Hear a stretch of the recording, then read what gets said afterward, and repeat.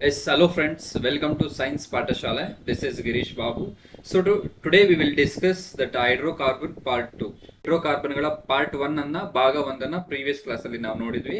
Today we will discuss ಯಾವುದು ಹೈಡ್ರೋಕಾರ್ಬನ್ಗಳ part 2 ನ discuss ಮಾಡ್ತಾ ಹೋಗೋಣ. ಕ್ಲಿಯರ್? ಸೊ ಇನ್ನು ಯಾರು ನಮ್ಮ ಚಾನಲ್ಗೆ ಸಬ್ಸ್ಕ್ರೈಬ್ ಮಾಡಿಲ್ಲ ಅಂದ್ರೆ ಪ್ಲೀಸ್ ಡೂ ಸಬ್ಸ್ಕ್ರೈಬ್. ಸೊ ಅಂತ ಹೇಳ್ತಾ ನಿಮ್ ಮುಂದೆ ಸ್ಟಾರ್ಟ್ ಮಾಡೋಣ ಕ್ಲಾಸ್. ನೋಡಿ ಇಲ್ಲಿ ಹೈಡ್ರೋಕಾರ್ಬನ್ಗಳ ಬಗ್ಗೆ ತಿಳ್ಕೊಂಡ್ವಿ ನಿನ್ನೆ. So what are the types of hydrocarbons ಬಗ್ಗೆ ತಿಳ್ಕೊಂಡ್ವಿ. One is aliphatic hydrocarbon, aromatic hydrocarbon ಅಂತ ತಿಳ್ಕೊಂಡ್ವಿ. ಆಲಿಫ್ಯಾಟಿಕ್ ಅಲ್ಲಿ ಆಲ್ಕೈನ್ಸ್ ಬರುತ್ತೆ, ನೆಕ್ಸ್ಟ್ ಆಲ್ಕೀನ್ಸ್ ಬರುತ್ತೆ, ಆಲ್ಕೈನ್ಸ್ ಬರುತ್ತೆ. ಈ ಮೂರ್ನು ನಾವೇನಂತ ಕರಿತೀವಿ, ಆಲ್ಕೇನ್ ಏನಂತ ಕರಿತೀವಿ, ಸ್ಯಾಚುರೇಟೆಡ್ ಅಂತ ಕರಿತೀವಿ. ಸ್ಯಾಚುರೇಟೆಡ್. ಈ ಒಂದು ಆಲ್ಕೀನ್ ಮತ್ತೆ ಆಲ್ಕೈನ್ ಏನಿದೆ ಅದು ಏನಂತ ಕರಿತೀವಿ, ಅನ್ಸ್ಯಾಚುರೇಟೆಡ್ ಅಂತ ಕರಿತೀವಿ. Clear? So next coming to the aromatic hydrocarbon ಅಂತ ಕರಿತೀವಿ. ಸೊ ಆರೋಮ್ಯಾಟಿಕ್ ಹೈಡ್ರೋಕಾರ್ಬನ್ ಗೆ ಎಕ್ಸಾಂಪಲ್ ಏನ್ ಕೊಡ್ಬೋದು ಅಂದ್ರೆ ಬೆನ್ಸಿನ್ ನ ಕೊಡ್ಬೋದು. ಅರ್ಥ ಆಯ್ತಲ್ವಾ? ಸೊ ಇವತ್ತು ಒಂದು ಆರೋಮ್ಯಾಟಿಕ್ ಹೈಡ್ರೋಕಾರ್ಬನ್ಗಳ ಬಗ್ಗೆ ತಿಳ್ಕೊಳ್ಳೋಣ, ಮತ್ತೆ ಕೆಲವು ಇಂಪಾರ್ಟೆಂಟ್ ಹೈಡ್ರೋಕಾರ್ಬನ್ಗಳ ಒಂದು ಪ್ರಾಮುಖ್ಯತೆಯನ್ನ ತಿಳ್ಕೊಳ್ತಾ ಹೋಗೋಣ. ಅರ್ಥ ಆಯ್ತಲ್ವಾ? ಎಸ್. ನೋಡಿ, ಆರೋಮ್ಯಾಟಿಕ್ ಹೈಡ್ರೋಕಾರ್ಬನ್ಗಳು ಅಂತ ಕರಿತೀವಿ. ಸೊ ಸುವಾಸನೆಯನ್ನು ಹೊಂದಿರುವ ಹೈಡ್ರೋಕಾರ್ಬನ್ಗಳನ್ನು ಆರೋಮೆಟ್ರಿಕ್ ಹೈಡ್ರೋಕಾರ್ಬನ್ಗಳು ಅಂತ ಕರೀತವೆ. ಸೊ ಆರೋಮೆಟಿಕ್ ಹೈಡ್ರೋಕಾರ್ಬನ್ಗಳ ಮೊದಲ ಸದಸ್ಯ ಯಾವ್ದಪ್ಪ ಅಂದ್ರೆ ದಟ್ ಈಸ್ ಬೆನ್ಸಿನ್ ಆಗಿರುತ್ತೆ. ಆರೋಮ್ಯಾಟಿಕ್ ಹೈಡ್ರೋಕಾರ್ಬನ್ಗಳ ಮೊದಲ ಸದಸ್ಯ ಯಾವ್ದಪ್ಪ ಅಂದ್ರೆ ಈ ಒಂದು ಬೆನ್ಸಿನ್ ಆಗಿರುತ್ತೆ. ಆಲಿಫ್ಯಾಟಿಕ್ ಹೈಡ್ರೋಕಾರ್ಬನ್ಗಳ ಮೊದಲ ಸದಸ್ಯ ಯಾವುದು ಅಂದ್ರೆ ದಟ್ ಈಸ್ ಮೀಥೇನ್ ಆಗಿರುತ್ತೆ. ಅರ್ಥ ಆಯ್ತಲ್ವಾ? ಎಸ್. ನೋಡಿ ಇಲ್ಲಿ aromatic hydrocarbon are substances that consist of one or more rings that contains alternating single and double bonds ಅಂತ ಕರಿತೀವಿ. ಕ್ಲಿಯರ್? ಸೊ ಆ ಪ್ರಾಪರ್ಟಿಯನ್ನು ಹೊಂದಿರೋದಕ್ಕೆ ನಾವೇನಂತ ಕರಿತೀವಿ, ಹೈಡ್ರೋಕಾರ್ಬನ್ಗಳು ಅಂತ ಕರಿತೀವಿ. ಫಾರ್ ಎಕ್ಸಾಂಪಲ್ ಬೆನ್ಸಿನ್ ರಿಂಗ್, ಇಲ್ಲಿ ಬರೀತಾ ಇದೀನಿ ನೋಡಿ, ಬೆನ್ಸಿನ್ ರಿಂಗ್. ಸೊ ಇಲ್ಲಿ ಏನಾಗಿರುತ್ತೆ, ರಿಂಗ್ ಫಾರ್ಮೇಶನ್ ಇರುತ್ತೆ, ಆಲ್ಟರ್ನೇಟಿವ್ ಡಬಲ್ ಬಾಂಡ್ಸ್ ಇರುತ್ತೆ. ಕ್ಲಿಯರ್? ನೋಡಿ ಇಲ್ಲಿ ಡಬಲ್ ಬಾಂಡ್ ಇದ್ರೆ ಇಲ್ಲಿ ಬಾಂಡ್ ಇರುತ್ತೆ, ಇಲ್ಲಿ ಬಾಂಡ್ ಇದ್ರೆ ಮತ್ತೆ ಇಲ್ಲಿ ಬಾಂಡ್ ಇರುತ್ತೆ, ಇಲ್ಲಿ ಇಲ್ಲ, ಇಲ್ಲಿ ಇಲ್ಲ, ಇಲ್ಲಿ ಇಲ್ಲ. ಅರ್ಥ ಆಯ್ತು ಅಲ್ವಾ? ಎಸ್. ನೋಡಿ, the hydrocarbons contains fragrance in they called aromatic hydrocarbon. Fragrance ಅನ್ನು ಹೊಂದಿರುತ್ತೆ, ಸುವಾಸನೆಯನ್ನು ಹೊಂದಿರುವ ಈ ಒಂದು ಹೈಡ್ರೋಕಾರ್ಬನ್ಗಳಿಗೆ ನಾವು ಆರೋಮ್ಯಾಟಿಕ್ ಹೈಡ್ರೋಕಾರ್ಬನ್ಗಳು ಅಂತ ಕರಿತೀವಿ. ಅರ್ಥ ಆಯ್ತಲ್ವಾ? Yes. The first element of aromatic hydrocarbon is benzene ಆಗಿರುತ್ತೆ. ಸೊ ಆರೋಮ್ಯಾಟಿಕ್ ಹೈಡ್ರೋಕಾರ್ಬನ್ಗಳ ಮೊದಲ ಸದಸ್ಯ ಯಾವುದು ಅಂತ ಕರಿತೀವಿ ಅಂದ್ರೆ ದಟ್ ಈಸ್ ಬೆನ್ಸಿನ್ ಆಗಿರುತ್ತೆ. Is it clear? ಎಸ್. ನೋಡಿ ಇಲ್ಲಿ ಬೆನ್ಸಿನ್, ಇಲ್ಲಿ ಕಾರ್ಬನ್ ಇರುತ್ತೆ, carbon carbon carbon carbon carbon. Alternative double bonds ಆದ್ರೂ ಬರೀಬಹುದು, ಅಥವಾ ಈ ಒಂದು ಬೆನ್ಸಿನ್ ಫಾರ್ಮೇಶನ್ ಬರೋದು, ಬೆನ್ಸಿನ್ ಸ್ಟ್ರಕ್ಚರ್ ಈ ತರ ಬರೋದು ಇಲ್ಲಿ ಒಂದು ರೌಂಡ್ ಆದ್ರೂ ಆಗ್ಬೋದು. That indicates it having alternative double bonds ಆಗಿರುತ್ತೆ. ಅರ್ಥ ಆಯ್ತಲ್ವಾ? ಎಸ್. ನೋಡಿ, ಬೆನ್ಸಿನ್ ಬಗ್ಗೆ ನೋಡ್ತಾ ಹೋಗೋಣ. ಆರೋಮ್ಯಾಟಿಕ್ ಹೈಡ್ರೋಕಾರ್ಬನ್ಗಳ ಮೊದಲ ಸದಸ್ಯ ಯಾವ್ದಪ್ಪ ಅಂದ್ರೆ ಅದು ಬೆನ್ಸಿನ್ ಆಗಿರುತ್ತೆ. ಸೊ ಬೆನ್ಸಿನ್ ಅನ್ನು ಮೊಟ್ಟ ಮೊದಲಿಗೆ 1825ರಲ್ಲಿ ಮೈಕಲ್ ಫ್ಯಾರಡೆಯವರು ತಿಮಿಂಗಲದ ಕೊಬ್ಬಿನ ಎಣ್ಣೆಯಿಂದ ಬೇರ್ಪಡಿಸ್ತಾರೆ. ಯಾರು? Michael Faraday. ನೋಡಿ, 1825 Michael Faraday extract benzene from whale oil. ತಿಮಿಂಗಲದ ಒಂದು ಕೊಬ್ಬಿನಿಂದ ಈ ಒಂದು ಬೆನ್ಸಿನ್ ಅನ್ನ ಎಕ್ಸ್ಟ್ರಾಕ್ಟ್ ಮಾಡೋದು ಯಾರಪ್ಪ ಅಂದ್ರೆ ದಟ್ ಈಸ್ ಮೈಕಲ್ ಫ್ಯಾರಡೆ. ಎಷ್ಟರಲ್ಲಿ? 1825ರಲ್ಲಿ. ಅರ್ಥ ಆಯ್ತಲ್ವಾ? ಎಸ್. ನೆಕ್ಸ್ಟ್ 1865ರಲ್ಲಿ ಕುಕ್ಕೆಲೆ ಅವರು ಬೆನ್ಸಿನ್ ರಚನೆಯನ್ನು ಸೂಚಿಸಿದರು. 1865 Kekule describes the structure of benzene. ಈ ಒಂದು ಬೆನ್ಸಿನ್ ನ ಒಂದು ರಚನೆಯನ್ನು ಯಾರು ನಮಗೆ ಕೊಟ್ಟಿದ್ದು ಅಂದ್ರೆ ಅದು ಕುಕ್ಕೆಲೆ ಆಗಿರ್ತಾರೆ. ಕ್ಲಿಯರ್? ಹಾಗಾದ್ರೆ ಬೆನ್ಸಿನ್ ಅನ್ನು ಮೊದಲಿಗೆ ಎಕ್ಸ್ಟ್ರಾಕ್ಟ್ ಮಾಡಿದ ಯಾರಪ್ಪ ಅಂದ್ರೆ ದಟ್ ಈಸ್ ಮೈಕಲ್ ಫ್ಯಾರಡೆ ಆಗಿರ್ತಾರೆ. ಡಿಫ್ರೆನ್ಸ್ ಗೊತ್ತಿರಬೇಕು. ಬೆನ್ಸಿನ್ ಅನ್ನು ಮೊಟ್ಟ ಮೊದಲಿಗೆ ತಿಮಿಂಗಲದ ಕೊಬ್ಬಿನ ಎಣ್ಣೆಯಿಂದ ಬೇರ್ಪಡಿಸಿದ್ದು ಯಾರಪ್ಪ ಅಂದ್ರೆ ಅದು ಮೈಕಲ್ ಫ್ಯಾರಡೆ ಆಗಿರ್ತಾರೆ. ಬೆನ್ಸಿನ್ ರಚನೆಯನ್ನು ಮೊದಲಿಗೆ ಸೂಚಿಸಿದ್ದು ಯಾರು ಅಂದ್ರೆ ದಟ್ ಈಸ್ ಕುಕ್ಕೆಲೆ ಆಗಿರ್ತಾರೆ. ನೆನ್ಪಿಡ್ಬೇಕು. ಕ್ಲಿಯರ್? ಎಸ್. ನೋಡಿ, ಬೆನ್ಸಿನ್ ನ ಗುಣಲಕ್ಷಣಗಳು. ಇದು ಬಣ್ಣವಿಲ್ಲದ ವಿಶಿಷ್ಟ ವಾಸನೆಯುಳ್ಳ ದ್ರವವಾಗಿದೆ. ಬೆನ್ಸಿನ್ ಅನ್ನೋದು ಯಾವುದೇ ಒಂದು ಬಣ್ಣ ಇರೋದಿಲ್ಲ, ಬಟ್ ತುಂಬಾ ಫ್ರೇಗ್ರೆನ್ಸ್ ಆಗಿ ಇರುತ್ತೆ. ಇದನ್ನ ಯಾವುದು? ಈ ಒಂದು ಬೆನ್ಸಿನ್. ಸೊ ಈ ಒಂದು ಬೆನ್ಸಿನ್ ಫ್ರೇಗ್ರೆನ್ಸ್ ಅನ್ನು ಹೊಂದಿರೋದ್ರಿಂದ ಎಲ್ಲೆಲ್ಲಿ ಬಳಸ್ತೀವಿ ಅಂದ್ರೆ ಪರ್ಫ್ಯೂಮ್ಸ್ ಅಲ್ಲೆಲ್ಲ ಬಳಸ್ತಾರೆ ಇದನ್ನ. ಯಾವ್ದನ್ನ? ಈ ಒಂದು ಬೆನ್ಸಿನ್ ನ. ಕ್ಲಿಯರ್? ನೋಡಿ ಇಲ್ಲಿ ಇದು ನೀರಿನಲ್ಲಿ ವಿಲೀನವಾಗುವುದಿಲ್ಲ. ಇದು ಸಾವಯವ ದ್ರಾವಕಗಳಲ್ಲಿ ಅಥವಾ ದ್ರಾವ್ಯಗಳಲ್ಲಿ ವಿಲೀನವಾಗುತ್ತೆ. It dissolved in organic solution, not dissolve in water. Benzene shows resonance ಅನ್ನು ಹೊಂದಿರುತ್ತೆ ಇದು. ಕ್ಲಿಯರ್. ಕ್ವೀನ್ ಆಫ್ ಕೆಮಿಕಲ್ಸ್ ಅಂತ ಕರಿತೀವಿ, ಇಂಪಾರ್ಟೆಂಟ್ ಆಗಿರುತ್ತೆ. ಸೊ ಕ್ವೀನ್ ಆಫ್ ಕೆಮಿಕಲ್ಸ್ ಅಂತ ಯಾವ್ದನ್ನಪ್ಪ ಕರಿತೀವಿ ಅಂದ್ರೆ ಬೆನ್ಸಿನ್ ನ ಕರಿತೀವಿ. ಕ್ಲಿಯರ್. ನೋಡಿ ಇಲ್ಲಿ ರಾಸಾಯನಿಕಗಳ ರಾಣಿ ಅಂತ ಕರಿತೀವಿ. ರಾಸಾಯನಿಕಗಳ ರಾಣಿ ಅಂತ ಯಾವ್ದನ್ನ ಕರಿತಾವಂದ್ರೆ ದಟ್ ಈಸ್ ಬೆನ್ಸಿನ್ ಆಗಿರುತ್ತೆ. Because it is used in cosmetics. ಈ ಒಂದು ಸೌಂದರ್ಯ ವರ್ಧಕಗಳಲ್ಲಿ ಈ ಒಂದು ಬೆನ್ಸಿನ್ ನ ಬಳಸೋದ್ರಿಂದ ನಾವೇನಂತ ಕರಿತೀವಿ, ಬೆನ್ಸಿನ್ ನ ರಾಸಾಯನಿಕಗಳ ರಾಣಿ ಅಂತ ಕರಿತೀವಿ. ಕ್ಲಿಯರ್. ಎಸ್. ನೋಡಿ ಮತ್ತೆ ಬೆನ್ಸಿನ್ ಬಗ್ಗೆ ಫರ್ದರ್ ಇನ್ಫಾರ್ಮೇಶನ್ ಅಂದ್ರೆ ಕಾರ್ಖಾನೆಗಳಲ್ಲಿ ರಾಸಾಯನಿಕವಾಗಿ ಬಳಸ್ತಾರ. ಕಚ್ಚಾ ತೈಲ, ಕೊಬ್ಬುಗಳು, ರಬ್ಬರ್ ಮುಂತಾದವುಗಳ ತಯಾರಿಕೆಯಲ್ಲಿ ಬಳಸ್ತಾರ ಈ ಒಂದು ಬೆನ್ಸಿನ್ ನ. ಬಣ್ಣಗಳು, ಸುವಾಸಕಗಳು, ಸ್ಫೋಟಕಗಳುಗಳ ಉತ್ಪಾದನೆಯಲ್ಲಿ ಬಳಸ್ತಾರ. ಬೆನ್ಸಾಲ್ ಎಂಬ ಇಂಧನ ತಯಾರಿಕೆಯಲ್ಲಿ ಇದನ್ನ ಬಳಸ್ತಾರ. ಯಾವ್ದನ್ನ? ಈ ಒಂದು ಬೆನ್ಸಿನ್ ನ. ನೆಕ್ಸ್ಟ್ ವೆರಿ ಇಂಪಾರ್ಟೆಂಟ್ ಗ್ಯಾಮಿಕ್ಸೇನ್ ಬಗ್ಗೆ ಕ್ವಶನ್ ಕೇಳಿದಾರೆ. ಗ್ಯಾಮಿಕ್ಸೇನ್ ಅನ್ನೋದು ಒಂದು ಏನು ಅಂತ ಕೇಳಿದಾರೆ. ಇದು ಒಂದು ಕೀಟನಾಶಕವಾಗಿರುತ್ತೆ, ಇನ್ಸೆಕ್ಟಿಸೈಡ್ ಆಗಿರುತ್ತೆ. ಸೊ ಈ ಒಂದು ಗ್ಯಾಮಿಕ್ಸೇನ್ ನ ತಯಾರಿಕೆಯಲ್ಲಿ ಕೂಡ ಈ ಒಂದು ಬೆನ್ಸಿನ್ ನ ಬಳಸ್ತಾರೆ. ನೋಡಿ, benzene is used in gammexane insecticide. Yeah. So it is used in dyes and detergents, drugs and pesticides. It is used to make plastic, resins, synthetic fibers, rubbers, lubricants. Next, benzene is found in crude oil and is major part of gasoline. Yeah. So industrial chemicals ಆಗಿ ಇದನ್ನ use ಮಾಡ್ತಾರೆ. ಯಾವುದನ್ನ? ಈ ಒಂದು benzene ನ. Clear. So aromatic ಹೈಡ್ರೋಕಾರ್ಬನ್ಗಳ ಮೊದಲ ಸದಸ್ಯ ಯಾವ್ದಪ್ಪ ಅಂದ್ರೆ ಅದು ಬೆನ್ಸಿನ್ ಆಗಿರತ್ತೆ, ತಿಳ್ಕೋಬೇಕು. ಕ್ಲಿಯರ್. ಎಸ್. ನೆಕ್ಸ್ಟ್ ನೋಡಿ, ಆರೋಮ್ಯಾಟಿಕ್ ಹೈಡ್ರೋಕಾರ್ಬನ್ಗಳಿಗೆ ಮತ್ತೆ ಯಾವ್ದು ಎಕ್ಸಾಂಪಲ್ ಕೊಡ್ಬೋದು ನಾವು ಅಂದ್ರೆ ದಟ್ ಈಸ್ ಟಾಲಿನ್ ಆಗಿರುತ್ತೆ. ಏನು? ಟಾಲಿನ್. ಸೊ ಇದು ಒಂದು ಮುಖ್ಯವಾದ ಆರೋಮ್ಯಾಟಿಕ್ ಹೈಡ್ರೋಕಾರ್ಬನ್ ಆಗಿರುತ್ತೆ. ಯಾವುದು? ಈ ಒಂದು ಟಾಲಿನ್. ಸೊ ಟಾಲಿನ್ ಅಣುವಿನಲ್ಲಿ ಬೆನ್ಸಿನ್ ಉಂಗುರಕ್ಕೆ ಒಂದು CH3 ಗುಂಪನ್ನು ಸೇರಿಸಿರುತ್ತೆ. ಅಂದ್ರೆ ಮಿಥೈಲ್ ಗ್ರೂಪ್ ಅನ್ನೋದು ಸೇರ್ಕೊಂಡಿರುತ್ತೆ ಬೆನ್ಸಿನ್ ರಿಂಗ್ ಗೆ. ನೋಡಿ ಇಲ್ಲಿ ಇದು ಬೆನ್ಸಿನ್ ರಿಂಗ್ ಆಗಿರುತ್ತೆ. ಆ ಒಂದು ಬೆನ್ಸಿನ್ ರಿಂಗ್ ಏನ್ ಸೇರ್ಕೊಂಡಿದೆ? ಮಿಥೈಲ್ ಗ್ರೂಪ್ ಸೇರ್ಕೊಂಡಿದೆ. ಸೊ ಆ ಒಂದು ಮಿಥೈಲ್ ಗ್ರೂಪ್ ಸೇರ್ಕೊಂಡಿದೆ ಅಂತ ಒಂದು ಕಾಂಪೌಂಡ್ ಗೆ ನಾವೇನಂತ ಹೆಸರಿಟ್ಟಿದ್ದೀವಿ ಅಂದ್ರೆ ಟಾಲಿನ್ ಅಂತ ಹೆಸರಿಟ್ಟಿದ್ದೀವಿ. ಕ್ಲಿಯರ್. ಎಸ್. ನೋಡಿ, ಯೂಸಸ್ ಆಫ್ ಟಾಲಿನ್. ಈ ಟಾಲಿನ್ ನ ಒಂದು ಉಪಯೋಗಗಳೇನು ಅಂತ ನೋಡ್ತಾ ಹೋಗೋಣ. TNT ಅಂತ ಕರೀತೀವಿ, ಟ್ರೈ ನೈಟ್ರೋ ಟಾಲಿನ್. ಸೊ ಇದೊಂದು ಸ್ಫೋಟಕವಾಗಿರುತ್ತೆ. ಈ ಒಂದು ಸ್ಫೋಟಕ ತಯಾರಿಕೆಯಲ್ಲಿ ಈ ಒಂದು ಟಾಲಿನ್ ನ ಬಳಸ್ತಾರೆ. ಟ್ರೈ ನೈಟ್ರೋ ಟಾಲಿನ್ ಅಂತ ಕರಿತೀವಿ. Abbreviation may be we can expect that abbreviation also. Try Nitro toluene ಅಂತ ಕರಿತೀವಿ. ಕ್ಲಿಯರ್. ಸೊ ನೋಡಿ, ಇಲ್ಲಿ ಸಾವಯವ ದ್ರಾವಕವಾಗಿ ಬಳಕೆ ಮಾಡ್ತಾರೆ ಇದನ್ನ. ಬೆನ್ಸಾಲ್ಡಿಹೈಡ್ ಮತ್ತೆ ಬೆನ್ಸೋಯಿಕ್ ಆಮ್ಲದ ಒಂದು ತಯಾರಿಕೆಯಲ್ಲಿ ಬಳಸ್ತಾರೆ. ಬಣ್ಣಗಳು, ಔಷಧಿಗಳ ತಯಾರಿಕೆಯಲ್ಲಿ ಕೂಡ ಈ ಒಂದು ಟಾಲಿನ್ ನ ಬಳಸ್ತಾರೆ. Clear. Yes. Toluene has many uses of explosive industry, that is TNT ಅಂತ ಕರಿತೀವಲ್ವಾ. ಟ್ರೈ ನೈಟ್ರೋ ಟಾಲಿನ್ ಅಂತ ನಮಗೆ ಗೊತ್ತಿರಬೇಕು. ಅರ್ಥ ಆಯ್ತಲ್ವಾ? ಎಸ್.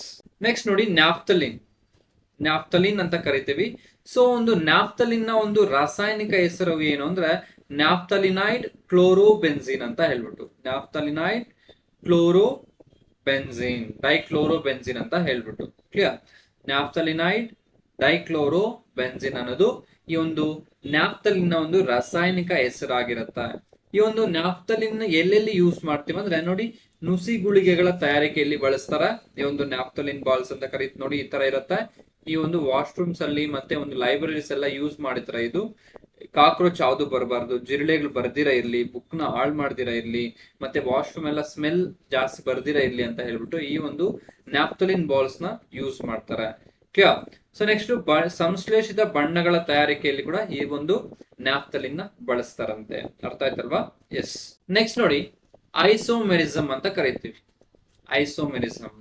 ಸೊ ಏನು ಈ ಒಂದು ಐಸೋಮೆರಿಸಮ್ ಅಂದ್ರೆ ನೋಡಿ, ನಮ್ಗೆ ಐಸೋಟೋಪ್ಸ್ ಅಂತ ತಿಳ್ಕೊಂಡಿದೀವಿ, ಐಸೋಬಾರ್ಸ್ ಅಂತ ತಿಳ್ಕೊಂಡಿದೀವಿ, ಐಸೋಟೋನ್ಸ್ ಅಂತ ತಿಳ್ಕೊಂಡಿದೀವಿ. ಸೊ ಹಾಗಾದ್ರೆ ಏನಪ್ಪಾ ಈ ಒಂದು ಐಸೋಟೋಪ್ಸ್ ಅಂದ್ರೆ ಏನು? ಒಂದೇ ಪರಮಾಣು ಸಂಖ್ಯೆ ಇದ್ದು ಬೇರೆ ಬೇರೆ ರಾಶಿ ಸಂಖ್ಯೆ ಇದ್ರೆ ಅದನ್ನ ಏನಂತ ಕರಿತೀವಿ? ಐಸೋಟೋಪ್ಸ್ ಅಂತ ಕರಿತೀವಿ. Same atomic number, different mass number, that we are called as what? Isotope. Then coming to the isobar. So different elements having same mass number, different atomic number.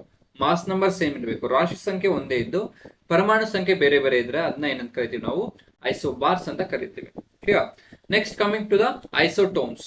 ಐಸೋಟೋನ್ಸ್ ಅಲ್ಲಿ ಏನಾಗುತ್ತೆ, ನ್ಯೂಟ್ರಾನ್ಗಳ ಸಂಖ್ಯೆ ಸೇಮ್ ಇದ್ದು ಪ್ರೋಟಾನ್ಗಳ ಸಂಖ್ಯೆ ಡಿಫ್ರೆಂಟ್ ಇದ್ರೆ ಅದನ್ನ ಏನಂತ ಕರಿತೀವಿ ನಾವು ಐಸೋಟೋನ್ಸ್ ಅಂತ ಕರೆದಿದ್ದೀವಿ.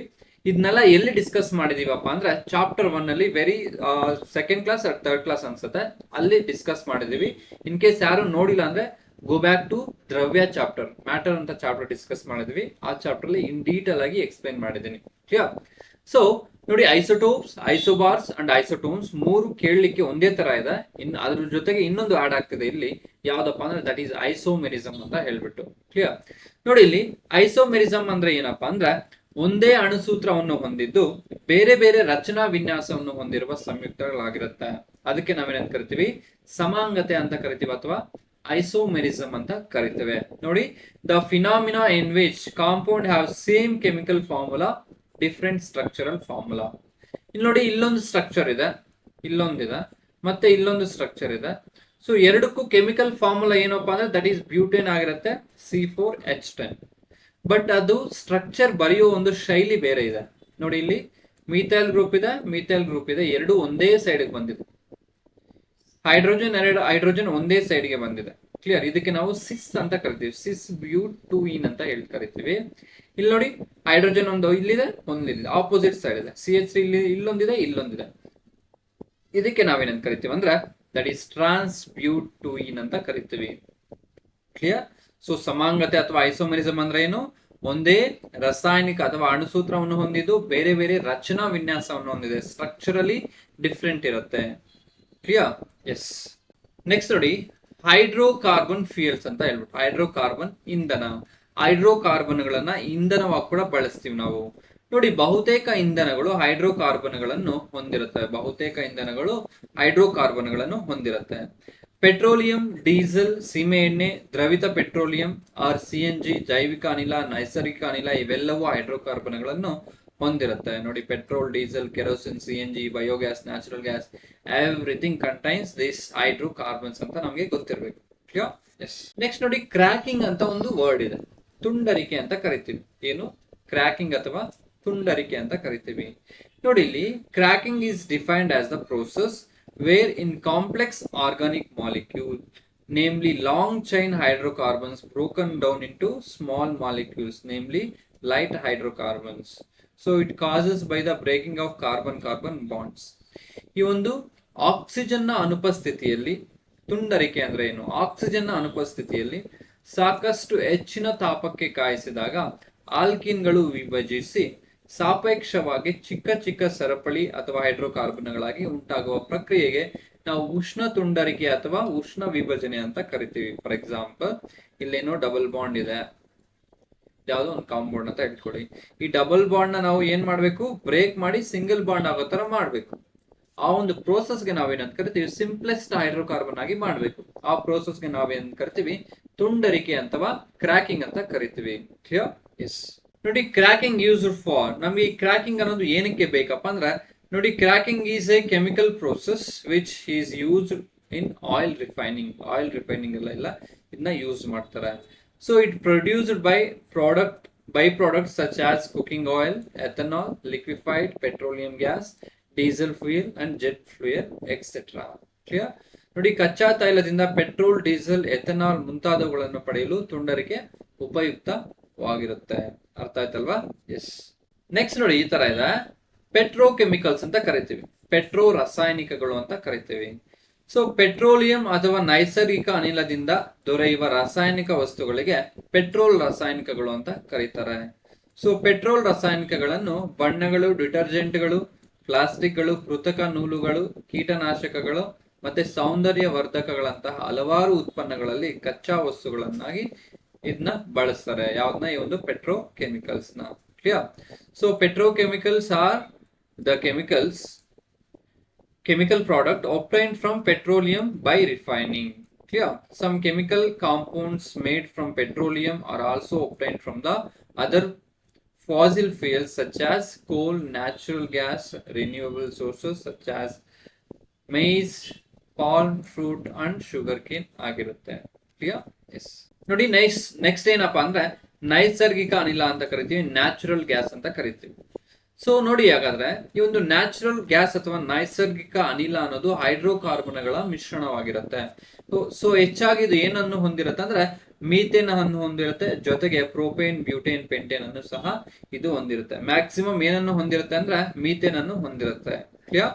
So natural gas is composed almost entirely methane, although it does contains small amounts of gases like ethane, propane, butane and pentane. So ನೈಸರ್ಗಿಕ ಅನಿಲ ಸ್ವಚ್ಛ ಮತ್ತು ದಕ್ಷತೆಯ ಇಂಧನವಾಗಿರುತ್ತೆ.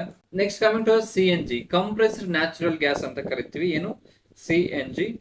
ಭಾರತದಲ್ಲಿ CNG ಯನ್ನು ಮೊದಲಿಗೆ ದೆಹಲಿಯಲ್ಲಿ ಬಳಸಲಾಯಿತು. CNG ಯನ್ನು ಕೈಗಾರಿಕೆಗಳು ಮತ್ತು ವಾಹನಗಳಲ್ಲಿ ಬಳಸ್ತಾರೆ. ಯಾವ್ದನ್ನ? ಕಂಪ್ರೆಸ್ಡ್ ನ್ಯಾಚುರಲ್ ಗ್ಯಾಸ್ ಅಂತ ಹೇಳ್ಬಿಟ್ಟು. ಅದನ್ನು ಮೊದಲ ಬಾರಿಗೆ ಎಲ್ಲಿ ಬಳಸಲಾಯಿತು ಅಂದ್ರೆ ದಟ್ ಈಸ್ ದೆಹಲಿಯಲ್ಲಿ ಬಳಸಲಾಯಿತು. ಕ್ಲಿಯರ್? ಎಸ್. ನೆಕ್ಸ್ಟ್ ನೋಡಿ, ದ್ರವಿತ ಪೆಟ್ರೋಲಿಯಂ ಅನಿಲ ಅಂತ ಕರಿತೀವಿ, LPG ಅಂತ ಕರಿತೀವಿ, ಲಿಕ್ವಿಫೈಡ್ ಪೆಟ್ರೋಲಿಯಂ ಗ್ಯಾಸ್ ಅಂತ ಕರಿತೀವಿ. ಏನು? Liquefied petroleum gas.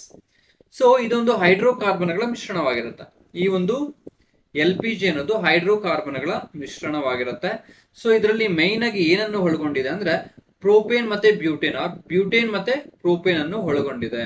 LPG ಯ ಮುಖ್ಯ ಘಟಕಗಳು ಯಾವ್ಯಾವಪ್ಪ ಅಂದ್ರೆ that is butane and propane ಆಗಿರುತ್ತೆ. ಅರ್ಥ ಆಯ್ತಲ್ವಾ? Yes. LPG contains butane and propane.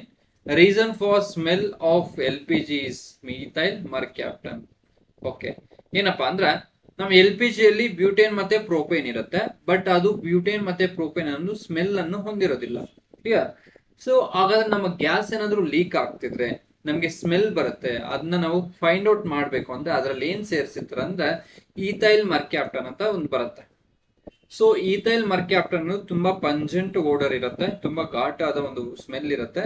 ಏನಾದ್ರು ಗ್ಯಾಸ್ ಏನಾದ್ರು ಲೀಕ್ ಆಗ್ತಿದ್ರೆ ಸಿಲಿಂಡರ್ ಇಂದ ನಮ್ಗೆ ಈಸಿಯಾಗಿ ಡಿಟೆಕ್ಟ್ ಮಾಡ್ಲಿಕ್ಕೆ ಈ ಒಂದು ಗ್ಯಾಸ್ ಹೆಲ್ಪ್ ಮಾಡುತ್ತೆ. ಯಾವುದು ಅಂದ್ರೆ ಈಥೈಲ್ ಮರ್ಕ್ಯಾಪ್ಟನ್ ಅಂತ ಹೇಳ್ಬಿಟ್ಟು. ಕ್ಲಿಯರ್? ನೋಡಿ, LPG ಯ ಸೋರಿಕೆಯನ್ನು ಸುಲಭವಾಗಿ ಕಂಡುಹಿಡಿಯಲು ಈಥೈಲ್ ಮರ್ಕ್ಯಾಪ್ಟನ್ ಎಂಬ ರಾಸಾಯನಿಕವನ್ನು ಸೇರಿಸಿಕೊಳ್ಳಲಾಗಿರುತ್ತೆ ಸಿಲಿಂಡರ್ ಅಲ್ಲಿ. ಅರ್ಥ ಆಯ್ತಲ್ವಾ? ಎಸ್. ನೋಡಿ, ಒಂದು ಈಥೈಲ್ ಮರ್ಕ್ಯಾಪ್ಟನ್ ಬಗ್ಗೆ ಸ್ವಲ್ಪ ಇನ್ಫಾರ್ಮೇಶನ್ ತಿಳ್ಕೊಳ್ಳೋಣ. Ethyl mercaptan also known as ethane thiol ಅಂತ ಕರಿತೀವಿ. ಏನು? ಈಥೇನ್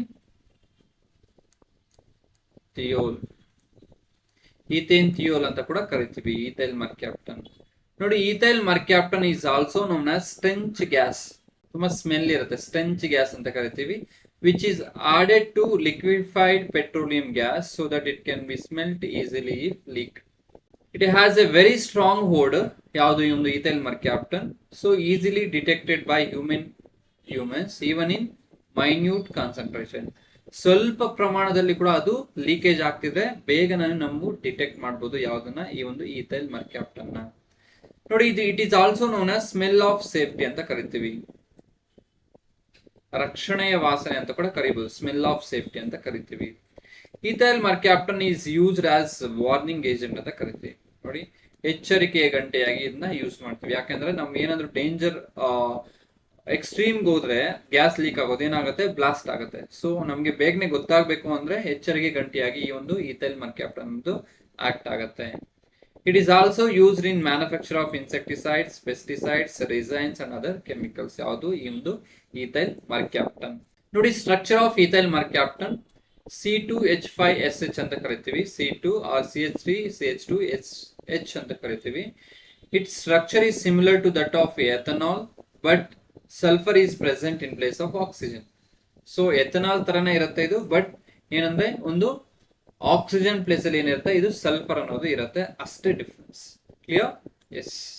ನೆಕ್ಸ್ಟ್ ನೋಡಿ, ಇಲ್ಲಿ ಹೊರಸೂಸುವಿಕೆ ಪರೀಕ್ಷೆ ಅಂತ ಕರಿತೀವಿ, ಎಮಿಷನ್ ಟೆಸ್ಟ್ ಅಂತ ಕರಿತೀವಿ. ಸೊ ನಿಮ್ಮ ಬೈಕ್ಸ್ ಆಗಿರ್ಬೋದು, ನಿಮ್ಮ ವೆಹಿಕಲ್ಸ್ ಆಗಿರ್ಬೋದು, ನಾವು ಎಮಿಷನ್ ಟೆಸ್ಟ್ ನ ಮಾಡ್ತೀವಿ. ಸೊ ಅದು ಏನಕ್ಕೆ ಮಾಡ್ತೀವಿ ಅಂದ್ರೆ ಇಲ್ಲಿದೆ ನೋಡಿ, ವಾಹನಗಳಿಂದ ಹೊರದೂಡಲ್ಪಟ್ಟ ಕಾರ್ಬನ್ ಮೊನಾಕ್ಸೈಡ್ ಶೇಕಡ ಪ್ರಮಾಣವನ್ನು ಕಂಡುಹಿಡಿಯಲಿಕ್ಕೆ ಮಾಡುವ ಪರೀಕ್ಷೆಗೆ ಹೊರಸೂಸುವ ಪರೀಕ್ಷೆ ಅಂತ ಕರಿತೀವಿ.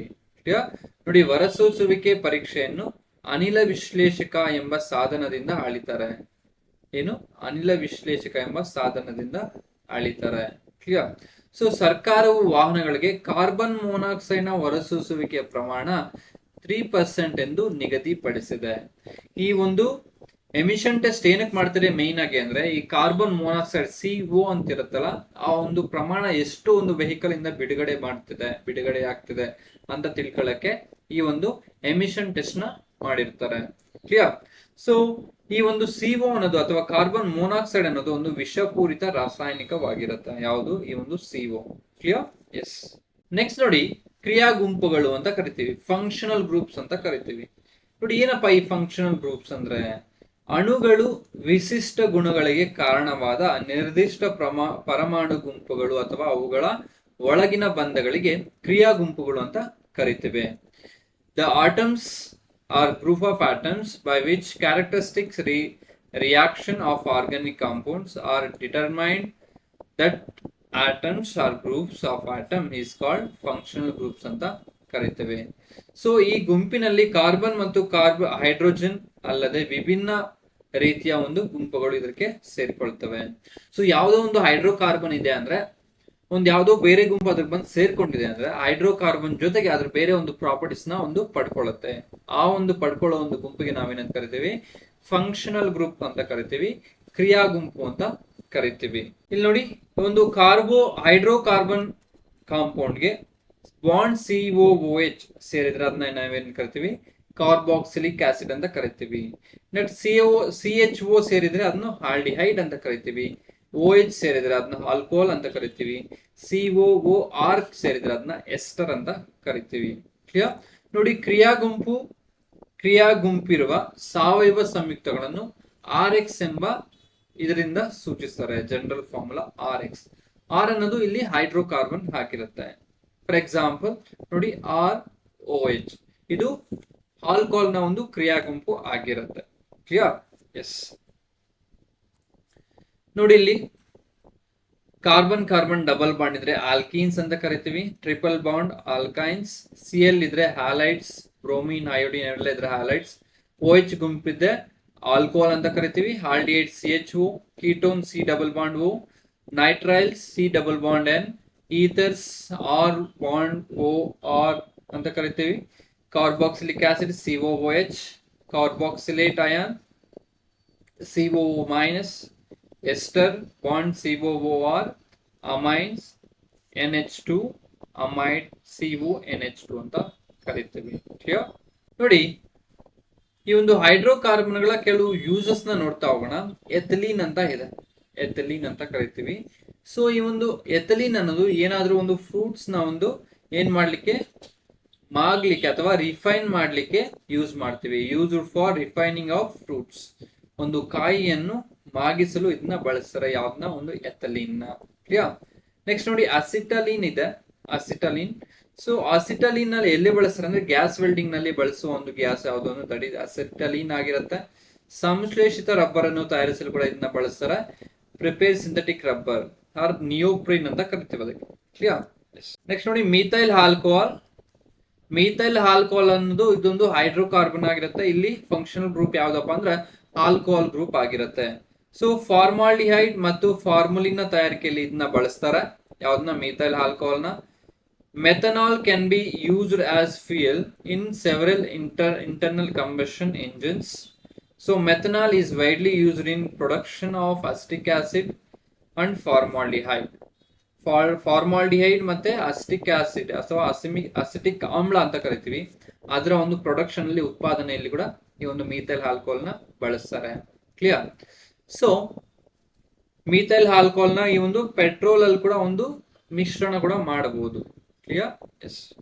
ನೋಡಿ, ಮೀಥೈಲ್ ಆಲ್ಕೋಹಾಲ್ ಅನ್ನೋದು ತುಂಬಾ ಡೇಂಜರಸ್ ಇರುತ್ತೆ. ನಾವು ಸೇವನೆಗೆ ಇದು ಯೋಗ್ಯವಲ್ಲ. ಯಾವುದು? ಈ ಒಂದು ಮೀಥೈಲ್ ಆಲ್ಕೋಹಾಲ್. ಹಾಗಾದ್ರೆ ನಾವೊಂದು ಸೇವಿಸುವ ಒಂದು ಆಲ್ಕೋಹಾಲ್ ಅಲ್ಲಿ ಇರುವ ಒಂದು ಆಲ್ಕೋಹಾಲ್ ಯಾವುದು ಅಪ್ಪ ಅಂದ್ರೆ ದಟ್ ಈಸ್ ಈಥೈಲ್ ಆಲ್ಕೋಹಾಲ್ ಆಗಿರುತ್ತೆ.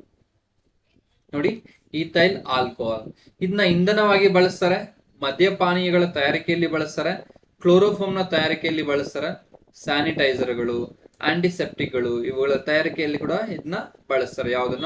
ಈ ಒಂದು ಈಥೈಲ್ ಆಲ್ಕೋಹಾಲ್. ಕ್ಲಿಯರ್? ಎಸ್. ನೋಡಿ, ಈ ಒಂದು ಎಥನಾಲ್ ಬಗ್ಗೆ ಒಂದು ಕರೆಂಟ್ ಅಫೇರ್ಸ್ ಇದೆ.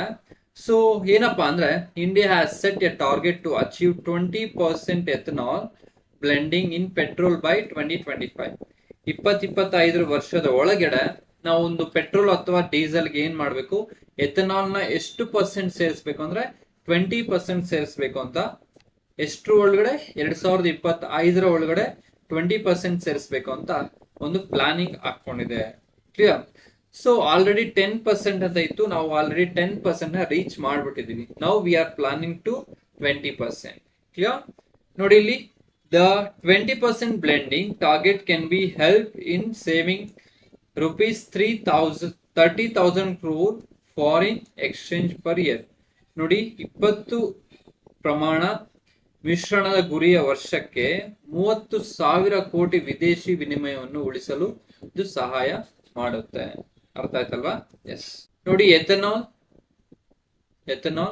ಯೂಸ್ಡ್ ಆಸ್ ಎ ಫ್ಯೂಯಲ್ ಅಥವಾ ಒಂದು ಪೆಟ್ರೋಲ್ ಅಥವಾ ಡೀಸೆಲ್ಗೆ ಬ್ಲೆಂಡ್ ಮಾಡ್ತಿದೀವಿ. ಸೊ ಇದನ್ನ ಇಂಧನವಾಗಿ ಕೂಡ ಬಳಸ್ತಾ ಇದೀವಿ. ನೆಕ್ಸ್ಟ್ ಸಾಲ್ವೆಂಟ್ ಆಗಿ ಯೂಸ್ ಮಾಡ್ತಾರೆ, ಪೇಂಟ್ಸ್ ಅಲ್ಲಿ ಕೂಡ ಇದನ್ನ ಯೂಸ್ ಮಾಡ್ತಾರೆ, ಪರ್ಫ್ಯೂಮ್ಸ್ ಅಲ್ಲಿ ಕೂಡ ಯೂಸ್ ಮಾಡ್ತಾರೆ, ಸ್ಯಾನಿಟೈಸರ್ ಅಲ್ಲಿ ಕೂಡ ಯೂಸ್ ಮಾಡ್ತಾರೆ. ನೆಕ್ಸ್ಟ್ ಡ್ರಿಂಕಿಂಗ್ ಪರ್ಪಸ್ ಕೂಡ ಈ ಒಂದು ಈಥೈಲ್ ಆಲ್ಕೋಹಾಲ್ ಅಥವಾ ಎಥನಾಲ್ ಅಂತ ಕರಿತೀವಿ, ಅದನ್ನ ಯೂಸ್ ಮಾಡ್ತಾರೆ. Clear? Yes. Next coming to the aldehyde ಅಂತ ಕರಿತೀವಿ. ಫಾರ್ಮಾಲ್ಡಿಹೈಡ್, ಅದರಲ್ಲಿ ಫಸ್ಟ್ ಒನ್ ಏನಪ್ಪಾ ಅಂದ್ರೆ ದಟ್ ಈಸ್ ಫಾರ್ಮಾಲ್ಡಿಹೈಡ್ ಆಗಿರುತ್ತೆ.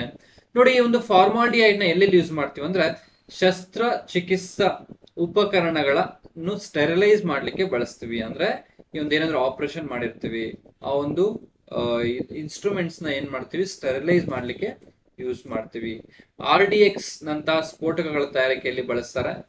ಜೀವ ನಮೂನೆಗಳು ಅಥವಾ ಬಯಾಲಜಿಕಲ್ ಸ್ಪೆಸಿಮನ್ಸ್ ಅಂತ ಕರಿತೀವಿ, ಅವುಗಳ ಒಂದು ಸಂರಕ್ಷಣೆಯಲ್ಲಿ ಈ ಒಂದು ಫಾರ್ಮಾಲ್ಡಿಹೈಡ್ ನ ಬಳಸ್ತಾರೆ.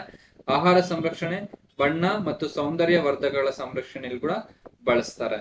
Clear? So it is used as the preservative in food, paints and cosmetics, antiseptic and medicine. RDX ನ ತಯಾರಿಕೆಯಲ್ಲಿ ಬಳಸ್ತಾರೆ. ರಾಯಲ್ ಡೆಮಾಲಿಷನ್ ಎಕ್ಸ್ಪ್ಲೋಷನ್ ಅಂತ ಕರಿತೀವಿ ಇದಕ್ಕೆ. So it is also used in the manufacture of ink, ಒಂದು ಶಾಹಿ ಅಂತ ಕರಿತೀವಿ, ಆ ಒಂದು ಇಂಕ್ ನ ಒಂದು ತಯಾರಿಕೆಯಲ್ಲಿ ಕೂಡ ಈ ಒಂದು ಫಾರ್ಮಾಲ್ಡಿಹೈಡ್ ನ ಬಳಸ್ತೀವಿ. ಕ್ಲಿಯರ್? ಎಸ್. ನೆಕ್ಸ್ಟ್ ನೋಡಿ ಬೆಂಜಾಲ್ಡಿಹೈಡ್ ಅಂತ ಕರಿತೀವಿ. ಇದು ಒಂದು ಆಲ್ಡಿಹೈಡ್ ನ ವಿಧವಾಗಿರುತ್ತೆ. ಸುವಾಸನೆಯನ್ನು ಕೊಡುವ ಒಂದು ಆಲ್ಡಿಹೈಡ್ ಆಗಿರುತ್ತೆ ಇದು. ಸೊ ಚರ್ಮ ಹದ ಮಾಡುವ ಪ್ರಕ್ರಿಯೆಯಲ್ಲಿ ಬಳಸ್ತಾರೆ. ಸುಗಂಧ ದ್ರವ್ಯ ತಯಾರಿಕೆಯಲ್ಲಿ ಕೂಡ ಬಳಸ್ತಾರೆ. ಪರ್ಫ್ಯೂಮ್ಸ್ ಗಳಿಗೂ ಕೂಡ ಈ ಒಂದು ಬೆಂಜಾಲ್ಡಿಹೈಡ್ ನ ಬಳಸ್ತಾರೆ. ಕ್ಲಿಯರ್? ಎಸ್. ನೋಡಿ ಮೋಸ್ಟ್ ಇಂಪಾರ್ಟೆಂಟ್ ಏನಂದ್ರೆ one more hydrocarbon, that is formic acid ಅಂತ ಬರುತ್ತೆ. ಇಲ್ಲಿ ಯಾವ ಗ್ರೂಪ್ ಇದೆ? COOH ಗ್ರೂಪ್ ಇದೆ. ಫಾರ್ಮಿಕ್ ಆಸಿಡ್ ಅಂತ ಕರಿತೀವಿ. So formic acid is also known as ಮೆಥನೋಯಿಕ್ acid ಅಂತ ಕರಿತೀವಿ. ನೋಡಿ ಚರ್ಮ ಹದ ಮಾಡಲು ಬಳಸ್ತಾರೆ, ರಬ್ಬರಿನ ವಲ್ಕನೀಕರಣದಲ್ಲಿ ಬಳಸ್ತಾರೆ, ಔಷಧಿಗಳ ತಯಾರಿಕೆಯಲ್ಲಿ ಬಳಸ್ತಾರೆ. Formic acid is used as A preservative and antibacterial agent. It is also useful in manufacturing of leather and rubber. ಇರುವೆ ಕಚ್ಚಿದಾಗ ಬಿಡುಗಡೆಯಾಗುವ ಒಂದು ಆಮ್ಲ ಆಗಿರುತ್ತೆ ಈ ಒಂದು ಫಾರ್ಮಿಕ್ ಆಸಿಡ್. ಸೊ ನೋಡಿ ಇಲ್ಲಿ ಈ ಫಾರ್ಮಿಕ್ ಆಸಿಡ್ ನ ಏನಂತ ಮತ್ತೊಂದು ಹೆಸರಿಂದ ಕರಿತೀವಿ, ಏನಪ್ಪಾ ಅಂದ್ರ that is ಮೆಥನೋಯಿಕ್ acid. Very very important.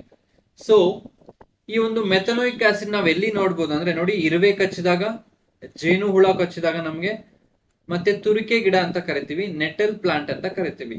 ಇದ್ರ ಒಂದು ನಮಗೆ ಸ್ಪರ್ಶ ಆದಾಗ ನಮ್ಮ ಮೈಯೆಲ್ಲ ಅಥವಾ ಒಂದು ಕೈಯೆಲ್ಲ ಏನಾಗುತ್ತೆ, ಎಲ್ಲಿ ಸ್ಪರ್ಶ ಆಗಿರುತ್ತೋ ಅದೆಲ್ಲ ತುರಿಕೆ ಆಗತ್ತೆ. ಸೊ ಅವಾಗ ಯಾಕೆ ತುರಿಕೆ ಆಗತ್ತೆ ಅಂದ್ರೆ ಅಲ್ಲಿ ಏನ್ ಆಸಿಡ್ ರಿಲೀಸ್ ಆಗತ್ತೆ ಅಂದ್ರೆ ದಟ್ ಈಸ್ ಫಾರ್ಮಿಕ್ ಆಸಿಡ್ ಅಥವಾ ಮೆಥನೋಯಿಕ್ ಆಮ್ಲ ಅನ್ನೋದು ರಿಲೀಸ್ ಆಗತ್ತೆ. ಕ್ಲಿಯರ್? ಸೊ ಇಲ್ಲಿ ನೋಡಿ ಜೇನುಹುಳದಿಂದ ಒಂದು ಬಿಡುಗಡೆ ಆಗುವ ಒಂದು ಆಮ್ಲ ಯಾವುದು ಅಂದ್ರೆ ದಟ್ ಈಸ್ ಮೆಥನೋಯಿಕ್ ಆಮ್ಲ ಅಥವಾ ಫಾರ್ಮಿಕ್ ಆಮ್ಲ ಆಗಿರುತ್ತೆ. ನೋಡಿ ಇಲ್ಲಿ ತುರಿಕೆ ಗಿಡ ಅಥವಾ ನೆಟಲ್ ಪ್ಲಾಂಟ್ ಅಂತ ಇಲ್ಲಿ ಹಾಕೊಂಡಿದೀನಿ ಪಿಕ್ಚರ್.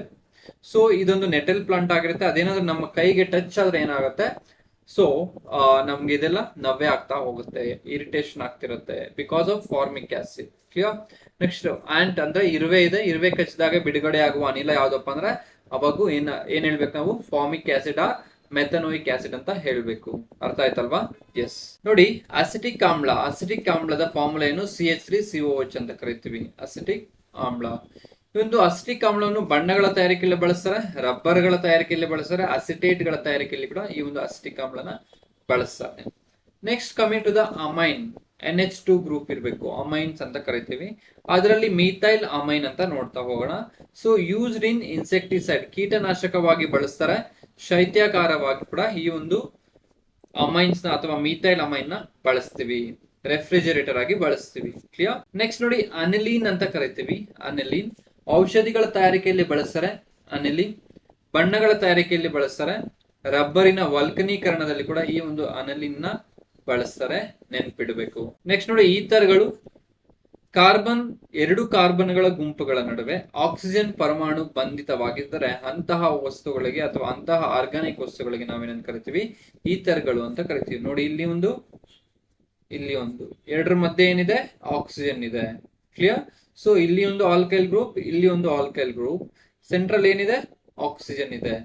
ಸೊ ನೋಡಿ, ಡೈಮೀಥೈಲ್ ಈಥರ್ ಅಂತ ಕರಿತೀವಿ. ಇಲ್ಲಿ ಮೀಥೈಲ್ ಗ್ರೂಪ್ ಇದೆ, ಇಲ್ಲಿ ಕೂಡ ಮೀಥೈಲ್ ಗ್ರೂಪ್ ಇದೆ. ಅದಕ್ಕೆ ನಾವು ಡೈ ಈಥೈಲ್ ಮೀಥರ್ ಅಂತ ಕರಿತೀವಿ, ನೆನ್ಪಿಡ್ಬೇಕು. ಯೂಸಸ್ ಏನು ಈ ಒಂದು ಈಥರ್ದು? ರೆಫ್ರಿಜರೇಟರ್ಗಳಲ್ಲಿ ಬಳಸ್ತಾರೆ, ಅನಸ್ತೇಷಿಯಾದಲ್ಲಿ ಬಳಸ್ತಾರೆ, ಎಣ್ಣೆ ಮತ್ತು ಕಬ್ಬುಗಳಿಗೆ ದ್ರಾವಕವಾಗಿ ಬಳಸ್ತಾರೆ. ಇದೆಲ್ಲ ಯೂಸಸ್ ಯಾವ್ದಿರತ್ತಂದ್ರೆ ಈ ಒಂದು ಈಥರ್ದು ಯೂಸ್ ಇರುತ್ತೆ. ನೆಕ್ಸ್ಟ್ ನೋಡಿ, ಫಿನಾಲ್ ಅಂತ ಕರಿತೀವಿ ಅಥವಾ ಕಾರ್ಬೋಲಿಕ್ ಆಮ್ಲ ಅಂತ ಕರಿತೀವಿ. ಫಿನಾಲ್ ಒಂದು ಆರೋಮ್ಯಾಟಿಕ್ ಸಂಯುಕ್ತವಾಗಿದೆ, C6H6O ಆಗಿರುತ್ತೆ. ನೋಡಿ, ಇಲ್ಲಿ ಬೆನ್ಸಿನ್ ರಿಂಗ್ ಏನಾಗಿದೆ? ಒಂದು OH ಗ್ರೂಪ್ ಅಟ್ಯಾಚ್ ಆಗಿದೆ. ಸೊ ಇದನ್ನ ಕಾರ್ಬೋಲಿಕ್ ಆಮ್ಲ ಅಂತ ಕೂಡ ಕರೀತಾರೆ. So phenol is an aromatic compound, chemical formula C6H6O ಆಗಿರುತ್ತೆ. So it is also known as carbolic acid ಅಂತ ಕರಿತೀವಿ. ನೋಡಿ, ಯೂಸಸ್ ಏನು? ಈ ಒಂದು ಕಾರ್ಬೋಲಿಕ್ ಆಸಿಡ್ ನ ಯೂಸಸ್ ಏನು? ನಂಜು ನಿರೋಧಕವಾಗಿ ಬಳಸ್ತಾರೆ, used as a antiseptic. Nylon ಉತ್ಪಾದನೆಯಲ್ಲಿ ಬಳಸ್ತಾರೆ, used in the production of nylon. ಲಸಿಕೆಗಳನ್ನು ಸಂರಕ್ಷಿಸಲು ಇದನ್ನು ಬಳಸ್ತಾರೆ, it is used to preserve vaccines. ನೋವು ನಿವಾರಕಗಳಲ್ಲಿ ಬಳಸ್ತಾರೆ, it is used in oral analgesics ಅಂತ ಕರಿತೀವಿ.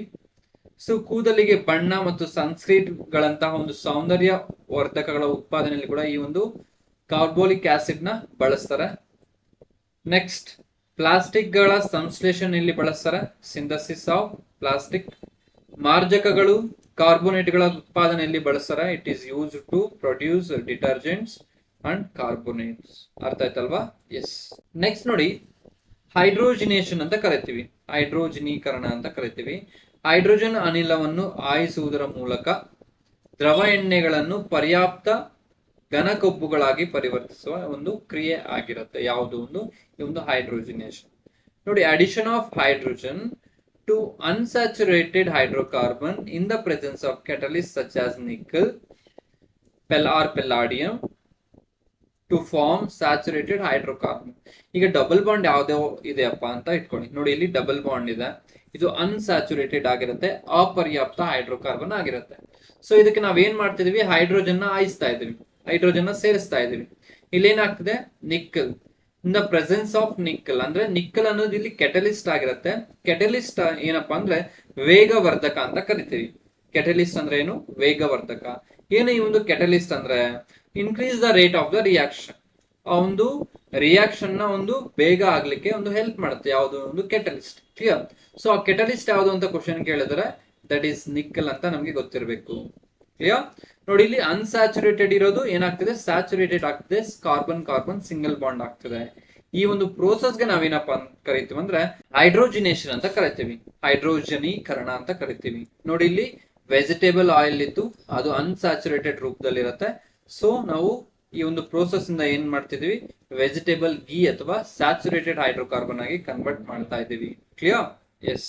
ನೆಕ್ಸ್ಟ್ ನೋಡಿ, ಕೊಬ್ಬಿನ ಆಮ್ಲಗಳು ಅಂತ ಕರಿತೀವಿ ಅಥವಾ ಫ್ಯಾಟಿ ಆಸಿಡ್ಸ್. ಸೊ ಈ ಒಂದು ಫ್ಯಾಟಿ ಆಸಿಡ್ಸ್ ಅಲ್ಲಿ ಏನಿರ್ಬೇಕು? ಯಾವ ಗುಂಪು ಇರ್ಬೇಕಂದ್ರೆ ದಟ್ ಇಸ್ COH ಗುಂಪು ಇರಬೇಕು. Clear? So fatty acids is a carboxylic acid with a long aliphatic chain which either saturated or unsaturated. ಪರ್ಯಾಪ್ತ ಆದ್ರೂ ಆಗಿರ್ಬೋದು, ಅಪರ್ಯಾಪ್ತ ಆದ್ರೂ ಆಗಿರ್ಬೋದು. ನೋಡಿ, ಫ್ಯಾಟ್ಸ್ ಅಂದ್ರೆ ಏನು? ಕೊಬ್ಬುಗಳು ಅಂತ ಕರಿತೀವಿ, ಕೊಬ್ಬಿನ ಅಂಶ. ಕೊಠಡಿಯ ತಾಪಮಾನದಲ್ಲಿ ಘನರೂಪದಲ್ಲಿರುತ್ತೆ, ಪ್ರಾಣಿಗಳಿಂದ ಪಡೆಯಲಾಗುತ್ತೆ. Solid in room temperature, derived from the animals. Increases cholesterol level, cholesterol level ನ ಜಾಸ್ತಿ ಮಾಡುತ್ತೆ. ಎಕ್ಸಾಂಪಲ್ ಬಟರ್, ಅನಿಮಲ್ ಫ್ಯಾಟ್ ಇದಾಗಿದೆ. ಕ್ಲಿಯರ್?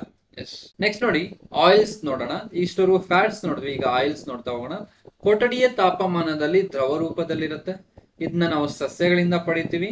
ಕೊಲೆಸ್ಟ್ರಾಲ್ ಮಟ್ಟ ವೃದ್ಧಿಸುತ್ತದೆ, ರಾಸಾಯನಿಕವಾಗಿ ಕ್ರಿಯಾಶೀಲವಾಗಿದ್ದು ಜೀರ್ಣಿಸುವುದು ಸುಲಭವಾಗಿರುತ್ತೆ, ಕಡಿಮೆ ಸಂಗ್ರಹ ಯೋಗ್ಯ ಕಾಲವನ್ನು ಹೊಂದಿರುತ್ತೆ.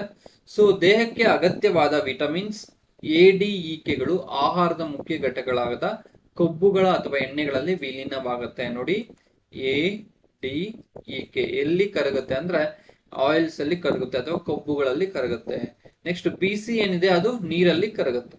What clear? ಎಸ್. ನೋಡಿ, liquid at room temperature, mostly derived from plants, improves cholesterol level, mainly comes from plants, example vegetable oil. Clear? Yes. Next ನೋಡಿ, ಸಫಾನಿಫಿಕೇಶನ್ ಅಂತ ಕರಿತೀವಿ, ಕನ್ನಡದಲ್ಲಿ ಸಾಬೂನೀಕರಣ ಅಂತ ಕರಿತೀವಿ. ನೋಡಿ, ಸಫಾನಿಫಿಕೇಶನ್ ಎಂದರೆ ಸಾಬೂನುಗಳನ್ನು ತಯಾರಿಸುವ ಪ್ರಕ್ರಿಯೆ ಆಗಿರುತ್ತೆ. ಏನು ಸಫಾನಿಫಿಕೇಶನ್? ಸಾಬೂನುಗಳು ದೀರ್ಘ ಸರಪಳಿ ಕೊಬ್ಬಿನಾಮ್ಲಗಳ ಪೊಟ್ಯಾಷಿಯಂ ಅಥವಾ ಸೋಡಿಯಂ ಲವಣಗಳಾಗಿರುತ್ತೆ. Clear? So saponification is the hydrolysis of ester with NaOH and KOH to give alcohol and sodium or potassium salt. ನೋಡಿ, ಆಸಿಡ್ ಇದೆ, ಆಯಿಲ್ ಇದೆ, ಬೇಸ್ ಇದೆ, ನೆಕ್ಸ್ಟ್ ಏನಾಗ್ತಿದೆ, ನಮಗೆ ಸೋಪ್ ಸಿಗ್ತದೆ ಅಥವಾ ಸಾಲ್ಟ್ ಅನ್ನೋದು ಸಿಗ್ತಾ ಇದೆ. ಕ್ಲಿಯರ್? ಎಸ್.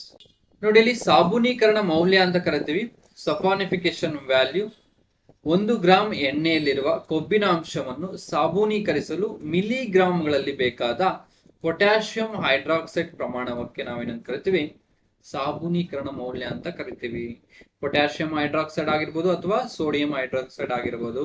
ನೋಡಿ, ಇಲ್ಲಿ the number of milligrams of KOH or NaOH needed to neutralize fatty acids obtained by complete hydrolysis of 1 gram of oil sample. Clear? Yes, ನೋಡಿ friends, this is all about hydrocarbon part 2 ಆಗಿರುತ್ತೆ. So ಇನ್ನು ಯಾರು part 1 ನೋಡಿಲ್ಲ, please go back and ಒಂದು play list ಅಲ್ಲಿ ನೋಡಿ, ನಿಮಗೆ part 1 ಸಿಗತ್ತೆ. ಸೊ ಇನ್ನು ಯಾರು ನಮ್ಮ ಚಾನಲ್ಗೆ ಸಬ್ಸ್ಕ್ರೈಬ್ ಮಾಡಿಲ್ಲ ಅಂದ್ರೆ please do subscribe, click on the like button. ಯಾರು ಹಿಂಗೆ ಇನ್ಫಾರ್ಮೇಶನ್ ಬೇಕು ಅಂದ್ರೆ ಅವ್ರಿಗೆಲ್ಲ ಶೇರ್ ಮಾಡಿ. ನೆಕ್ಸ್ಟ್ ಕ್ಲಾಸ್ ಅಲ್ಲಿ ಮತ್ತೆ ಸಿಗೋಣ. Thank you.